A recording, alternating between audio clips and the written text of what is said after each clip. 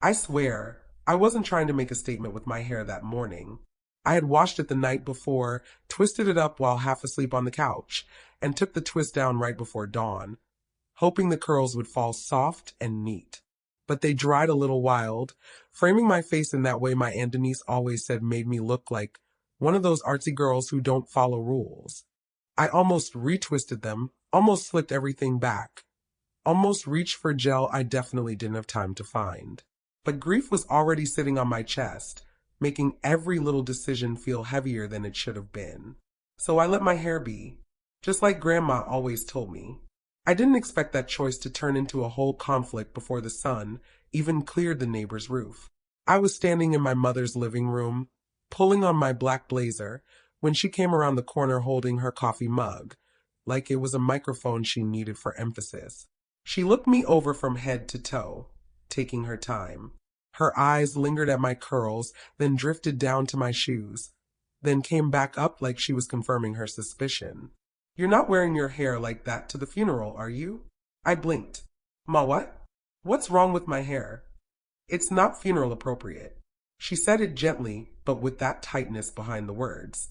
That tone she used when pretending she was only offering advice, not judgment. "You know how your aunts are. Everybody's going to be on edge today. We don't need to give anybody something to talk about." I opened my mouth, closed it, then tried again. "Ma, it's literally just my hair. This is how it looks." "That's not the point," she said, setting her mug down hard enough to make a soft clink. "A day like this requires decorum." I hated that word. Decorum. It always came out in conversations where I suddenly learned I was doing something wrong without knowing it. Like when I wore red nails to Cousin Brooke's engagement dinner and learned it was too bold, or when I laughed too loudly at the Christmas table and Aunt Cynthia said, "Tone, baby, tone." I never understood why everyone in my family walked around like we were auditioning for someone else's approval. I rubbed my forehead. "Ma, Grandma never cared about any of that." "You know she didn't." "Maybe not," my mother said. "But we're not about to embarrass the family." The funny thing is I could have let it go. I could have shrugged and brushed my curls back into a bun. But something hit me then, this strange stubbornness I didn't even recognize at first. Maybe it was grief spilling sideways. Maybe it was the memory of Grandma touching my hair with warm, coconut-scented hands and calling it your crown, baby girl. She was the only one who never tried to tame it. I just said, "I'm not changing it, Ma." Her mouth tightened, but she didn't push further. She sighed, grabbed her purse, and said we needed to go before we were late. Still, that moment sat in my chest all the way to the church. The service was at Mount Bethel, the church Grandma had been going to since before I was born. The lot was already full, and the smell of fried fish from the building next door drifted across the asphalt. The usher at the door hugged my mother too long, squeezing her shoulders like she was wringing grief out of them. She gave me a shorter hug, brushing my curls lightly like she was afraid touching them would get something on her fingers. Inside, everything felt too bright, too alive. Sunlight bounced off the polished floor, and the choir's warm-up hum soaked through the walls. Grandma's casket sat at the front draped in white cloth, surrounded by lilies I knew she wouldn't have picked. She always said lilies smelled like hospitals pretending to be gardens. As people filled the pews and whispered condolences in hushed, church-appropriate voices, I kept my eyes low. My stomach twisted every time someone glanced a little too long at me. Not because I was imagining judgment. My family didn't know how to hide their facial expressions. If they didn't approve, it showed. Sure enough, Aunt Denise found me during the seating shuffle. She placed a hand on my arm and whispered, "Baby, we gonna let that hair be free today?" Her smile was soft, but her eyes told the truth. Before I could answer, my cousin Trina leaned over from the row behind us and muttered, "You know she was always the rebel." I felt heat crawl up my neck. It was a funeral. Why did my hair matter more than grief? Why did it feel like I was being put on trial in God's house? The service began before I could spiral too far. The choir sang "Going Up Yonder," and voices cracked all around me. Grandma had loved that song. She used to hum it while cooking smothered chicken, her hips swaying just a little. I tried to picture her dancing in the kitchen, tried to anchor myself in a memory that didn't hurt. But grief carved through me anyway. Halfway through the sermon, Pastor Lee started talking about Grandma's generosity, how she fed everyone who knocked on her door, how she kept handwritten letters in shoeboxes under her bed. My ears perked at that. Letters? I'd known about the shoeboxes Grandma wrote constantly, but hearing Pastor mention them made something shift inside me. When he closed the sermon, he said a few family members had written words to be read aloud. That was when my heart stopped. My mother walked to the podium first, adjusting her pearls. She read a sweet, neat paragraph about Grandma's kindness and faith. My aunts followed with similar messages, each polished, each safe. Then Pastor said it. And finally, we have a letter written by Miss Ruby herself, addressed to her granddaughter, Naomi. My name echoed through the sanctuary. Every head turned toward me. I froze. I didn't even know she had written me anything. Pastor opened a pale blue envelope, the kind Grandma used for birthday cards. His voice softened as he began to read. "My sweet Naomi," he said, and the world went quiet. As he read, I felt the words lodge themselves under my ribs. Don't let nobody dim you. Not in this family, not in this world. You carry fire in you. Your hair, your laugh, your stubborn spirit. Don't tame any part of who you are to make other people comfortable. I heard a few soft gasps. Someone whispered, "Lord." Someone else muttered, "Amen." Pastor kept reading. "I know they don't always see you the way I see you, but you got a gift, baby girl. Your voice, your way of seeing people. Don't shrink, not even for a funeral. If they ever make you feel wrong for being exactly who you are, remember I said you perfect just like that." He paused, swallowed, and continued. "And one more thing. When the time comes, you open the box I left for you. You'll know which one. Don't let nobody else touch it." I felt the room tense. You could practically hear curiosity crackle through the air. When Pastor finished, he folded the letter slowly, almost reverently. He looked at me like he wasn't sure who I'd turn into after hearing those words. I didn't know either. My aunts shifted uncomfortably, like the letter had spotlighted something they didn't want acknowledged. My mother's eyes flicked to my hair, then away. Suddenly I realized the whole morning, the comments, the whispers, the subtle digs, none of it had been random. It was the same old pattern, the same old attempt to make me smaller. But Grandma had seen me, really seen me, look inattentive. I stared at her. It wasn't about y'all. She pressed her lips together, and for a moment I glimpsed something jealous flicker across her expression. Then Cousin Trina chimed in, walking over with a plate full of food. "So, what's this box she left you? You know the whole family's been trying to guess." I tensed. "I don't know yet."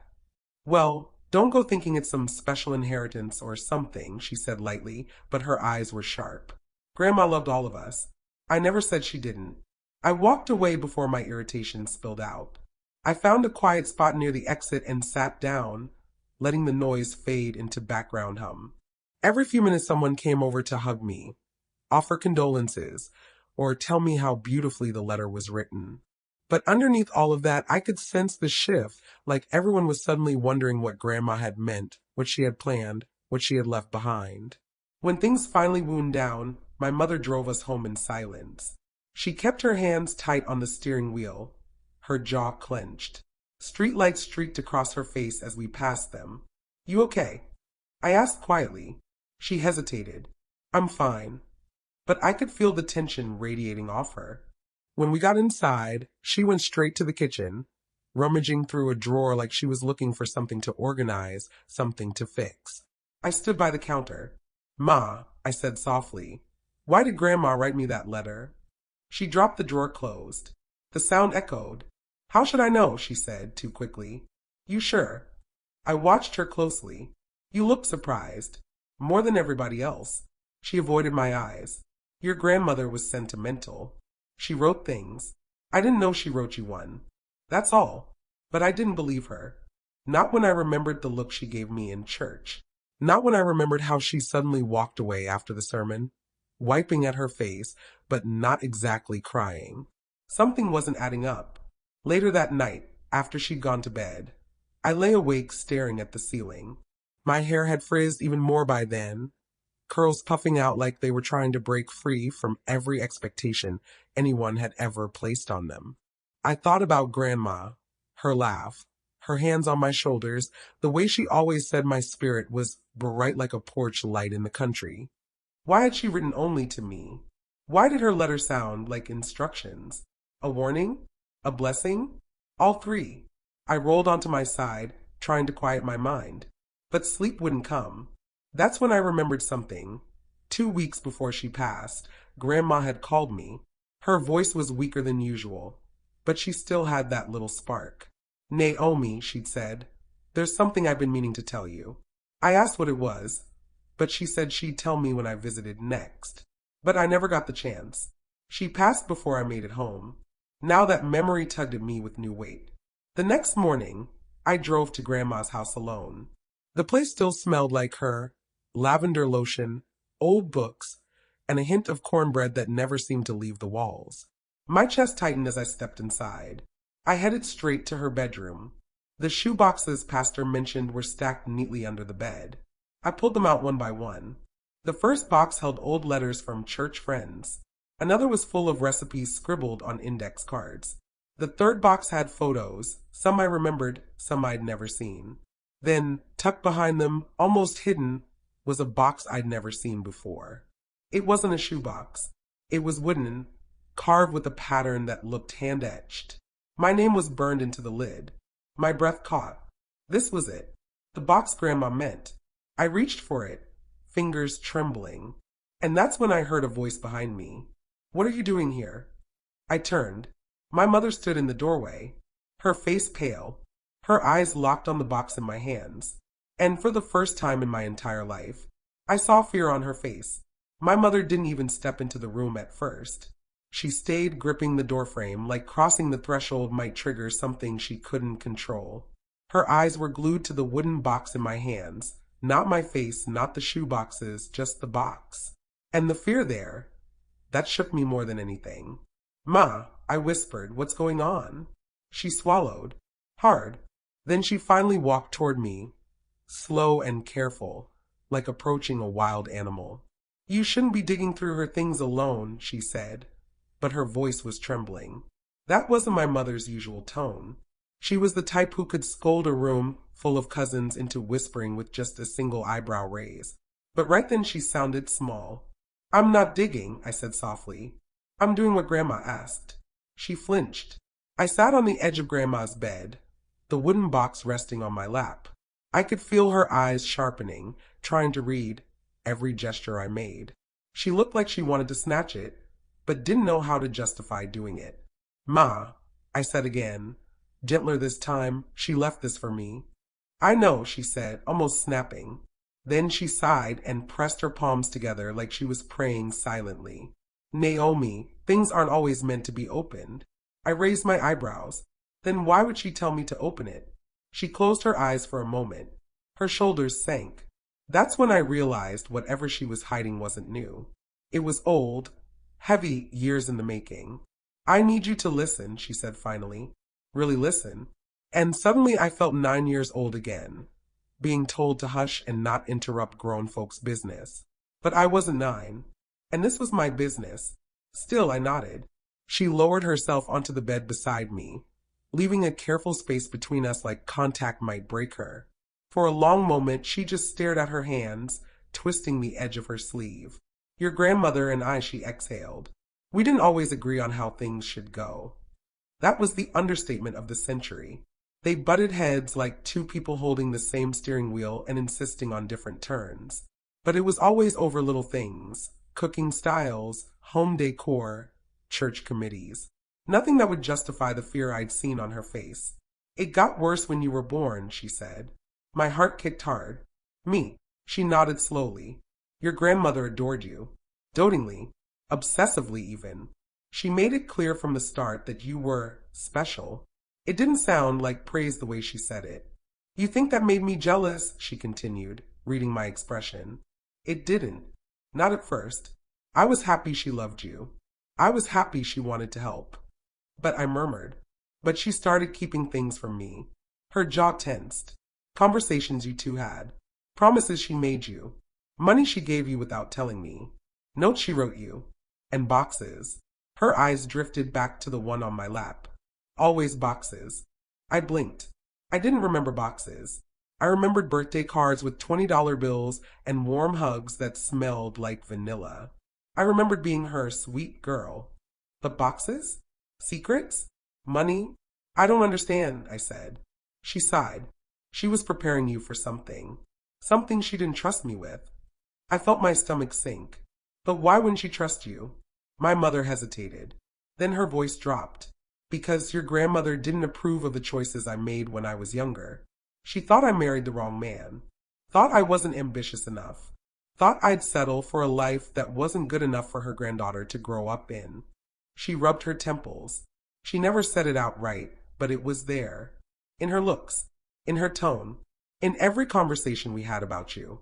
The room felt smaller suddenly, like the walls leaned in to hear better. So she kept telling me, my mother continued, that you were meant for something bigger, that you needed to grow unrestricted. She used air quotes sharply, and she'd say things like, don't smooth that girl's edges so much. She's supposed to grow wild. Or let her talk. Her voice gone change lives one day. Tears pricked my eyes, not from sadness, from the ache of being seen in a way I didn't even know I craved. My mother's voice softened. I didn't understand it. It made me feel like I wasn't enough, like she didn't trust me with my own child. I reached out instinctively, but she flinched, not from me, but from the weight of her own confession. I'm telling you this, she said quietly, because that box, it's not just sentimental. Whatever's inside there scared your grandmother. And it scared me too. I didn't want you burdened with something you didn't ask for. Her words dropped heavy between us. Burdened with what? I whispered. She shook her head. Open it. You'll see. My hands trembled as I unlatched the small bronze clasp. The lid creaked open. Inside was a stack of folded papers tied with twine, a velvet pouch, and a single photograph. I lifted the photo first. It was Grandma, young, maybe in her early 20s, standing beside a man I'd never seen before. He looked mixed, maybe Latina or Caribbean, with warm brown skin and sharp features. They were standing in front of a small house with peeling paint and a sign that read Henderson and Sons Law Office in the background. I frowned. Grandma had never mentioned knowing anyone who practiced law. Who is this? I asked. My mother's eyes softened with something complicated. Keep looking. I set the photo aside and untied the twine around the papers. The top document was yellowed with age. At the top, stamped in faded ink, were the words Probate Court of Harrison County. My breath hitched. Ma, I looked up. Why does this look like? It is, she said quietly. A will. A what? A will, she repeated, voice steadying as if saying it enough times made it normal. Your grandmother's first will. The one she made before she married your grandfather. Before this family existed the way it does now. My fingers shook as I flipped through the pages. It left everything. Her savings, her first house, some land I didn't even know she'd owned, to someone named Naomi Elise Ward. I blinked. I don't, Ma, that's my name. She nodded slowly. Your grandmother named you after someone she lost. My pulse raced. Lost who? She pointed to the man in the photograph. That was her first fiancé. My mouth dropped open.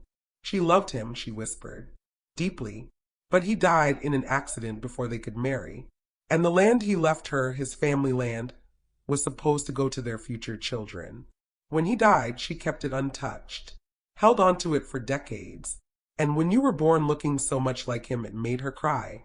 She said it was a sign. She changed nothing.